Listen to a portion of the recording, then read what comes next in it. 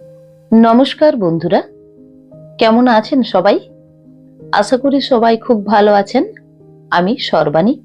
আমার বই পড়ুন বইকে ভালোবাসুন চ্যানেলে সকল শ্রোতা বন্ধুদের আমন্ত্রণ জানাই। আজ আমি আপনাদের পড়ে শোনাবো সাহিত্যিক বিভূতিভূষণ বন্দ্যোপাধ্যায়ের লেখা একটি ভৌতিক ছোট গল্প, অশরীরী। শুনতে থাকুন। অশরীরী। নানা রকম অদ্ভুত গল্প হচ্ছিল সেদিন আমাদের লিচুতলার আড্ডায়, কিন্তু সেসব নিতান্ত পানসে গুছের ভূতের গল্প। পাড়াগাঁয়ের বাঁশবাগানে আমবাগানের গেঁয়ো ভূত সাদা কাপড় পরে রাত্রে দাঁড়িয়ে থাকে, ওসব অনেক শোনা আছে। ওর বেশি আর কেউ কিছু বলতে পারল না। এমন সময় শরৎ চক্রবর্তী আড্ডায় ঢুকলেন। তিনি আবগারি বিভাগে বহুদিন কাজ করে অবসর গ্রহণ করেছেন। 60-এর কাছাকাছি বয়স। তান্ত্রিক সাধনা করেন। ঠিকুজি কুষ্টি বিনা পয়সায় করে দেন। কোন রত্নের আংটি ধারণ করলে কার সুবিধা হবে ঠিক করে দেন। পরের বেগার খাটতে ওর জুড়ি বড় একটা দেখা যাবে না এসব কাজে। লোক অতি সজ্জন, সকলে মানে, শ্রদ্ধা করে। অনেকে ওর সামনে ধূমপান করে না। শরৎবাবু ঢুকে বললেন, এই যে কি হচ্ছে আজ, যে বাদলা নেমেছে? শ্যামপদ মুক্তার বললেন, আসুন আসুন চক্রবর্তী মশাই, আমাদের ভূতের গপ্প হচ্ছে বাদলার দিনে, তবে তেমন জমছে না। আপনার তো। শরৎ চক্রবর্তী মশাই বললেন, আমি একটা গল্প বলতে পারি, তবে সেটা ভূতের গল্প নয়। সেটা কিসের গল্প তা আমি জানি না, আপনারা শুনে বিচার করুন। শরৎবাবুর মুখে সেই গল্প শুনে আমরা অবাক হয়ে গেলাম। স্বর্গ মর্ত যেন এক সূত্রে গাঁথা হয়ে গেল সেই ঘন বর্ষণ মুখর মেঘের আবরণ ভেদ করে। শরৎবাবু বললেন, আমাকে সেবার হঠাৎ জলপাইগুড়ির ওধারে ডুয়ার্স অঞ্চলে বদলি করলে। আমার পরিবারবর্গ তখন ঢাকায়, তাদের ওখানে রেখে জলপাইগুড়ি চলে গেলাম। নতুন জায়গা, সেখানে নিজে না দেখাশুনো করে কি সবাইকে নিয়ে যাই? বিশেষ করে ছেলেমেয়েরা তখন ঢাকা স্কুলে পড়াশুনো করছে। যেখানে গেলাম সেখানটা জলপাইগুড়ি থেকে অনেক দূর, ছোট লাইনে যেতে হয়। পথে চা বাগান পড়ে, বনময় অঞ্চল, কিন্তু দূরে সবুজ বনরেখার পটভূমিকায় হিমালয়ের উত্তুঙ্গ শিখর মালা চোখে পড়ে। বড় নির্জন স্থান। আমি যে জায়গায় গেলাম তার নাম হলদিয়া। ছোট্ট জায়গা। আমি সেখানে গিয়ে সিনিয়র সাব ইন্সপেক্টরের বাসায় উঠলাম, কারণ আমার বাসা তখনও ঠিক হয়নি। সে ভদ্রলোকের নাম রেবতী মোহন মুখুজ্জে, বাড়ি নদিয়া জেলা। বেশ ফর্সা, লম্বা, দোহারা চেহারা। আমায় খুব যত্ন করলেন। দিন কয়েকের মধ্যেই বাসা ঠিক করে দেবেন ভরসাও দিলেন। তৃতীয় দিন সকালে আমায় বললেন, আপনাকে একটা কথা বলি। কি? আপনার এখন এখানে আসা খুব ভুল হয়েছে। কেন বলুন তো? আপনি জানেন না কিছু এদেশের ব্যাপার? না। কি ব্যাপার?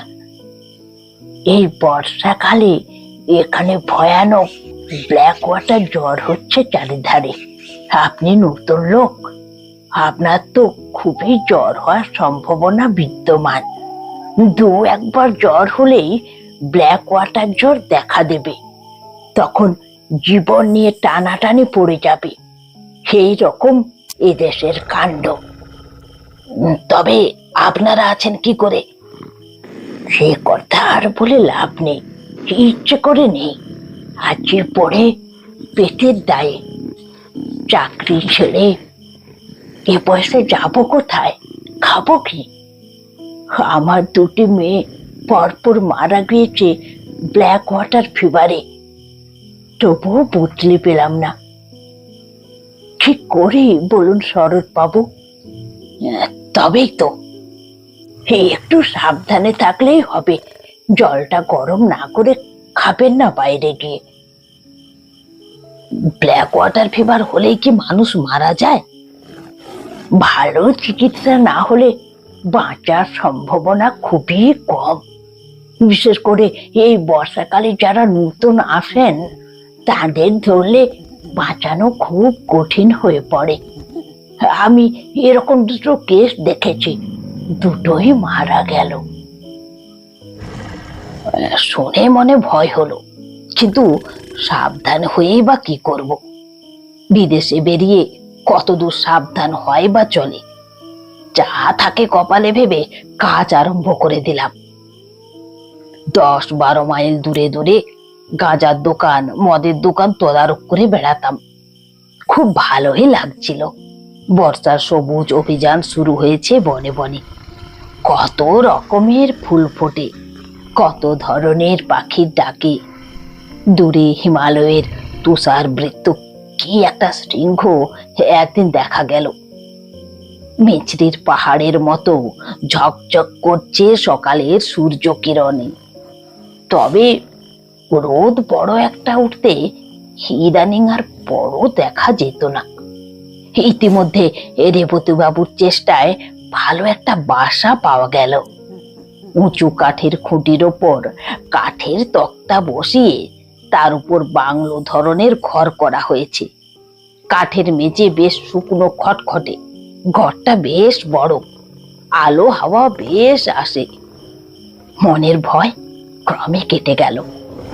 তখন মনে ভাবি, রেবতী বাবুর ওটা উচিত হয়নি। এখানকার মাটিতে পা দিতে না দিতে অমন ভয় দেখে দেওয়া কি ভালো হয়েছে? কেন করলেন ওটা রেবতী বাবু? অন্য কোনো মতলব ছিল নাকি? 7-5 ভাবি।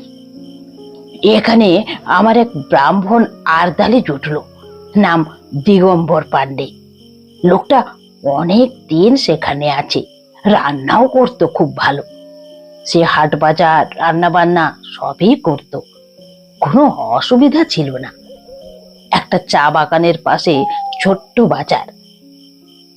চা বাগানটার ট্রাকগুলোর গায়ে লেখা আছে বামনাপাড়া নর্থ টি এস্টেট। পাহাড়ি একটা ছোট নদী পেরিয়ে আমার গরুর গাড়ি বাজারে গিয়ে থামলো। বেলা তখন 10টা। দুটি মারোয়ারি মহাজনের গদি আছে। তারা বন অঞ্চলের উৎপন্ন সওদা করে। দেবেন সামন্ত বলে মেদিনীপুরের একজন ব্যবসায়ীর কাঠের কারবার আছে। গাঁজা ও আফিমের দোকান সেই দেবেন সামন্তর ভাই শশী সামন্তের। ওখানে বসে থাকতে থাকতে আমার শরীর কেমন খারাপ হলো, মাথা ধরলো। দেবেন সামন্তকে বলতে সে কি একটা হোমিওপ্যাথিক ওষুধ দিলে, বলে এতে সেরে যাবে, কোনো ভয় নেই। আমি বললাম, আপনাদের এখানে ব্ল্যাক ওয়াটার হয়? খুব মানুষ মরে? তা মন্দ মরে না। আপনারা ভয় পান না? আমরা অনেকদিন আছি, নতুন যারা আসেন তাদের ভয় একটু বেশি। সবাই দেখছি একই কথা বলে। গাঁজার হিসেব চেক করতে করতে আর যেন বসতে পারলাম না। তাড়াতাড়ি কাজ সেরে নিয়ে গাড়িতে উঠে পড়ি। জল তেষ্টা পাওয়াতে বামনাপাড়া নর্থ চা বাগানে একটা গুমটি টিনের শেড থেকে জল চেয়ে খাই এক নেপালি দারোয়ানের কাছ থেকে। যখন বাসায় পৌঁছালাম তখন বেলা গিয়েছে। আমার তখন খুব জ্বর, পথে কম্পতে জ্বর এসেছে। খবর পেয়ে রেবতী বাবু ছুটে এলেন। ডাক্তার ডাকা হলো, ওষুধ ইঞ্জেকশনও চললো। 3 দিনের মধ্যে জ্বর ছেড়ে গেল। দিন 15 বেশ আছি। সবাই বললে ঠান্ডা লেগে অমনটা হঠাৎ হয়েছিল, ও কিছু না। আমিও নিজেকে সেইভাবেই বোঝালো। আবার বেশ কাজকর্ম করি, শরীরে কোনো গ্লানি নেই। একদিন হলদিয়া পুলিশ থানায় বসে থানার দারোগার সঙ্গে গল্প করছি, হঠাৎ আবার জ্বর এলো। দারোগা বাবু লোক দিয়ে আমায় বাড়ি পাঠিয়ে দিলেন। আরদালি দিগম্বর পাড়ে বললাম, জল দাও। জল খেয়ে শুয়ে পড়লাম। 3 দিন ভীষণ জ্বরের ঘুরে কাটলো। রেবতী বাবু এবং থানার দারোগা বাবু দুবেলাতেই আসতেন। কিভাবে আমার সাবু বার্লি তৈরি করতে হবে আর আরদালিকে শিখিয়ে দিয়ে যেতেন। 3 দিন পরে জ্বর কমে গেল। আমি বেশ সেরে উঠলাম, কাজকর্ম আবার শুরু করে দিলাম। দিন 15 পরে চা বাগানের একটা আবগারি কেস দেখতে গিয়েছি, আবার হঠাৎ জ্বর এলো। এবার একটা জিনিস লক্ষ্য করলাম, এখানকার জ্বর ভেলকিবাজির মতো আসে, আবার ভেলকিবাজির মতোই চলে যায়। সুতরাং প্রথম প্রথম জ্বর এলে আমার যেরকম ভয় হতো, এখন গা সওয়ার দরুন সে ভয় একেবারেই নেই। আরদালিকে ডেকে বলে দিলাম আগের মতো পথ্য প্রস্তুত করে আমাকে যেন খাওয়ায়। এবার কিন্তু একটু অন্যরকম হলো। অত সহজে এবার আমি নিষ্কৃতি পেলাম না। দিন 2 পরে উৎকট ব্ল্যাক ওয়াটার জ্বরের সব লক্ষণগুলি আমার মধ্যে ফুটে বেরোলো। অতিরিক্ত রক্তপাতের দরুন অত্যন্ত দুর্বল হয়ে পড়লাম। সেরে উঠতে 5-6 দিন লেগে গেল। দিন 2 পথ্য করার পর একদিন সকালবেলা আমার সঙ্গে রেবতী বাবু আর দারোগা বাবু দেখা করতে এলেন। আরদালিকে চা করে দিতে বললাম, কিন্তু তাঁরা চা খেলেন না। পরে বুঝেছিলাম তাঁরা চা খাননি, ব্ল্যাক ওয়াটারকে ছোঁয়াচে জ্বর ভেবেই। দারোগা বাবু বললেন, শরৎ বাবু, একটা কথা বলি। বলুন। আপনি এখান থেকে চলে যান। কেন বলুন তো? ডাক্তার বাবুর তাই মত। আমাকে তো কিছু বলেননি। দারোগা বাবু ইতস্তত করে বললেন, না, আপনাকে বলেননি। আমাদের বলেছেন আপনাকে বলবার জন্য কিনা, তাই বলা উচিত ভাবলাম। উনি বলেছেন আপনার অসুখ খুব খারাপ। মানে আমি তো সেরে গিয়েছি। ও সারা বড় কঠিন শরৎ বাবু। বেশ, তাহলে স্টেশন পর্যন্ত আমি যাব কি করে? রক্ষিয়াঘাট পার হবার তো কোনো উপায় দেখিনি। কিছু ভাববেন না, স্ট্রেচার জোগাড় করছি চা বাগান থেকে, পুলি পাঠাবো। পুলিশের একজন লোকও সাথে থাকবে, আপনাকে ট্রেনে উঠিয়ে না দিয়ে তারা ফিরবে না। বেশ। আমি তখনও জানতাম না যে আজই আমার জীবনের শেষ দিন হতো। যদি, কিন্তু সে কথা ক্রমে বলছি। আমি সম্মতি দিলে দারোগা বাবু চলে গেলেন। তখন বেলা 9টা হবে। গরম জল করে নিয়ে আসতে বললাম আরদালিকে, গা হাত মুছবো বলে। তারপর এক বাটি বার্লি খেলাম। আরো একটু বেলা হলে 2টি ভাতও খেলাম। বেলা 12টার পর লোকজন এলো স্ট্রেচার নিয়ে। এই পর্যন্ত বলে শরৎ চক্রবর্তী বললেন, একটু চা খাবার ইচ্ছে হচ্ছে। আমরা বললাম, গল্পটা শেষ করুন, চা খেয়ে নিয়ে বলবো। এবার গল্পের আসল অংশটাতে এসে গিয়েছি কিনা একটু গলা ভিজিয়ে নিয়ে বলি। নিতাই বাবু উকিল বললেন, একই কথা। আপনি বললেন ব্ল্যাক ওয়াটার জ্বর হলো, সেরে গিয়ে আপনি পথ্য করলেন, অথচ ডাক্তারবাবু কেন আপনার অসুখ খারাপ বললেন? অসুখ তো সেরে গিয়েছিল। সেরে গিয়েছিল কিরকম সেবার এক্ষুনি সেটা শুনলে বুঝতে পারবেন। আসলে সারেনি। তবে পথ্য দিয়েছিল কেন ডাক্তারবাবু? এ কথার জবাব আমি দিতে পারবো না, কাউকে জিজ্ঞাসাও করিনি। তবে যেমন ঘটেছিল সেই রকমই বলে যাচ্ছে। একটা অদ্ভুত কথা বলছেন আপনি। কি রকম সে দেশের ডাক্তার বুঝলাম না মশাই। এ কথাটা আমিও কখনো ভেবে দেখিনি। আচ্ছা, এবার বলি গল্প। শরৎ চক্রবর্তী পুনরায় গল্প আরম্ভ করলেন। বেলা 12টার পর স্ট্রেচার নিয়ে এলো চা বাগানের লোকজন। সেখানে দাঁড়িয়েছিলেন রেবতী বাবু ও দ্বারকা বাবু। আমি আর আরদালি জিনিসপত্র গোছাচ্ছি, এমন সময় আমার জ্বর এলো, ভীষণ কম্প জ্বর। আর আমি বসতে পারলাম না। ঘরের মধ্যে গিয়ে তাড়াতাড়ি বাঁধা বিছানা আরদালিকে দিয়ে খুলিয়ে পাতিয়ে শুয়ে পড়লাম। এবার আমি আর কিছুই জানি না। আমার সমস্ত চৈতন্য লুপ্ত হয়ে গেল এক ঘন অন্ধকারের আবরণের অন্তরালে। যখন আবার আমার জ্ঞান হলো, তখন দুটো জিনিস আমার চোখে পড়লো। প্রথমে অন্ধকারের মধ্যে একটা কি গাছের ডাল পাশের জানালার বাইরে হাওয়ায় দুলছে। দ্বিতীয় জিনিসটি হলো আমার বাক্স পুটলি আমার পায়ের দিকে দেওয়ালের কাছে রয়েছে এবং আমার ছাতিটা দেওয়ালের কোণে হেলানো রয়েছে। আমি কি রেলওয়ে ট্রেনে উঠেছি? কিন্তু এত অন্ধকার কেন রেলের কামরা? অন্য লোক কি বা নেই কেন কামরায়?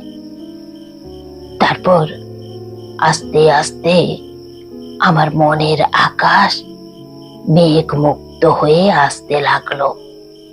আমার মনে পড়লো যে আমি স্ট্রেচারে আদৌ উঠিনি। জ্বর আসাতে ঘরে এসে শুয়ে পড়েছিলাম। কিন্তু ঘরেই যদি হয়, আরদালি দিগম্বর কই? ঘরে আলো জ্বালেনি, আমি কোথায়? তৃষ্ণা পেয়েছিল, ডাকতে গেলাম ওকে, গলায় স্বর আটকে গেল। দুবার ডাকতে গেলাম, দুবারই তাই হলো। আমার মনে হলো বাইরে চাঁদ উঠেছে। জানালা দিয়ে ঘরের মধ্যে চাঁদের সামান্য আলো এসে পড়েছে। কিছুক্ষণ সামনের দিকে চেয়ে রইলাম। ঘরের মধ্যে বা বাইরে কোথাও কোনো শব্দও নেই। হঠাৎ আমার দৃষ্টি নিবদ্ধ হলো বাইরের দিকে। কে ওখানে বাইরে? এই দেখুন, এতদিন পরে মনে পড়েও আমার গা শিউরে উঠল। দেখলাম কি জানেন? একটি কালো মতো মেয়ে অত্যন্ত দ্রুত গতিতে আমার ঘরের চারিপাশে ঘুরছে, আর একটা কাঠি দিয়ে মাটিতে কি করছে। দুবার আমার সামনের দরজার ফাঁক দিয়ে সে নিচু হয়ে ঘুরে গেল। তিনবারের বার মেয়েটি হঠাৎ মুখ উঁচু করে আমার দিকে চেয়ে হাত নাড়ে বললে, কোনো ভয় নেই, গন্ডি দিচ্ছি।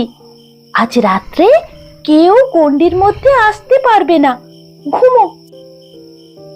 অতি অল্পক্ষণের জন্য মেয়েটিকে চোখের সামনে দেখলাম। তারপর সে ঘুরে গেল ওদিকে। আমারও আর জ্ঞান রইল না, ঘুমিয়ে পড়লাম কি। এরপরে কতক্ষণ পরে জেগে উঠেছিলাম তা বলতে পারবো না, কিন্তু তখন চোখ খুলেই দেখলাম সেই কালো মেয়েটি আমার শিয়রের কাছে বসে। তার বয়স ওই 18 বছরের বেশি হবে বলে আমার মনে হলো না। আর একটা জিনিস লক্ষ্য করলাম, মেয়েটি যেন খুব ঘেমেছে, ওর মুখ ঘামে ভিজে গিয়েছে, যেন সারা শরীর দিয়ে দর দর করে ঘাম ঝরছে। আমি ওর দিকে চেয়ে দেখতেই মেয়েটি চমৎকার শান্ত স্নেহময় সুরে বলে উঠল, চাকলি কেন? ঘুমো ঘুমো, কোনো ভয় নেই, ঘুমো। শেষবার যখন ও ঘুমো বলেছে তখন আমি ঘুমিয়ে পড়লাম ওর কথা শুনতে শুনতে। ঘুমিয়ে পড়বার আগে সে গাছের ডালটার দিকে নজর পড়লো জানালার বাইরে, তার গায়ে জ্যোৎস্না পড়েছে। এখানেই আমার গল্প শেষ হলো। সকালে আমি যখন জেগে উঠলাম তখন আমার মনে হলো স্বাভাবিক সুস্থ অবস্থায় ঘুম থেকে আমি জেগে উঠেছি। আমার শরীরে কোনো ক্লানি নেই, কিন্তু শরীর বড় দুর্বল, বিছানা ছেড়ে উঠতে পারলাম না। ক্রমে ক্রমে একটু বেলা হলো, তখন দেখি দিগম্বর পাড়ে আরদালি সন্তর্পণে পা টিপে এসে ঘরের মধ্যে উকি দিচ্ছে। আমি ডাকতেই যেন সে চমকে উঠল, কোনো উত্তর দিল না। আমি বললাম, রেবতী বাবুকে ডেকে নিয়ে এসো। থতমত খেয়ে সে যেন চলে গেল। কিছুক্ষণ পরে অনেক লোক এলো আমাকে দেখতে, তার মধ্যে রেবতী বাবুও ছিলেন।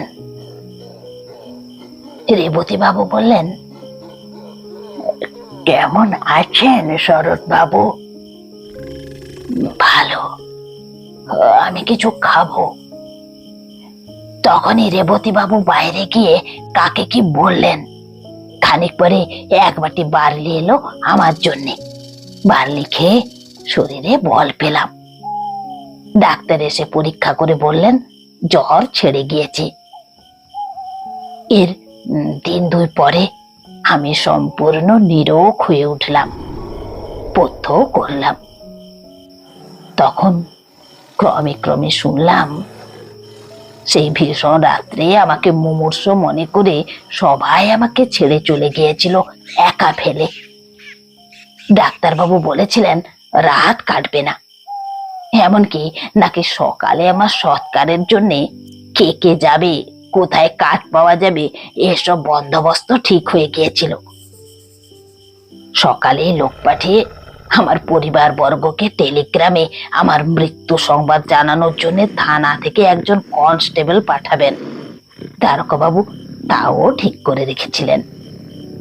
অথচ সেই নির্বান্ধব পরিত্যক্ত অবস্থায় কে আমার মৃত্যুশয্যার পাশে সারা রাত বসেছিল, কে আমার ঘরের চারিধারে গন্ডি এঁকে দিয়েছিল আমাকে বিপদের হাত থেকে রক্ষা করতে।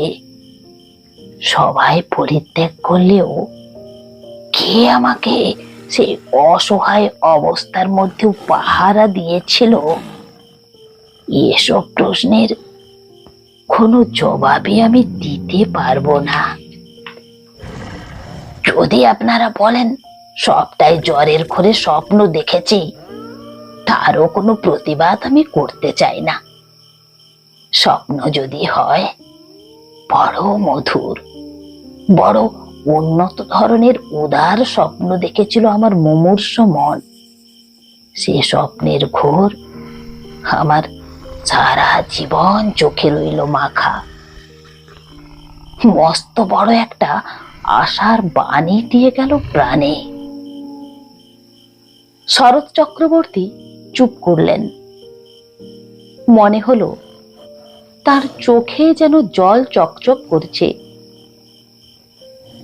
উকিল নিতাইপদ রাহা বললে, সেরে উঠে হলদিয়াতে আপনি ছিলেন কতদিন? যতদিন গভর্নমেন্ট আমাকে বদলি না করেছিল, প্রায় 2 বছর। এভাবে একা ছিলেন বাসায়? আমি আর দিগম্বর, আর কেউ না। আর কোনোদিন কিছু দেখেছিলেন? না। আর অসুখেও ভুগেছিলেন? না। ঘন বর্ষার রাত, বাইরে বেশ অন্ধকার। জোনাকি জ্বলছিল উঠানের শিউলি গাছটার ডালে পাতায়। আমরা সবাই অনেকক্ষণ চুপ করে রইলাম। নিতাই উকিলও আর বেশি কথা বলেনি। বৃষ্টি এসে পড়বে বলে শরৎ চক্রবর্তীকে আমরা বাড়ি পাঠিয়ে দিলাম ছাতি দিয়ে। বন্ধুরা, আমার এই গল্প পাঠ যদি আপনাদের ভালো লেগে থাকে তাহলে আমার চ্যানেলটি সাবস্ক্রাইব করে আমার সঙ্গে থাকার অনুরোধ রইল। নমস্কার।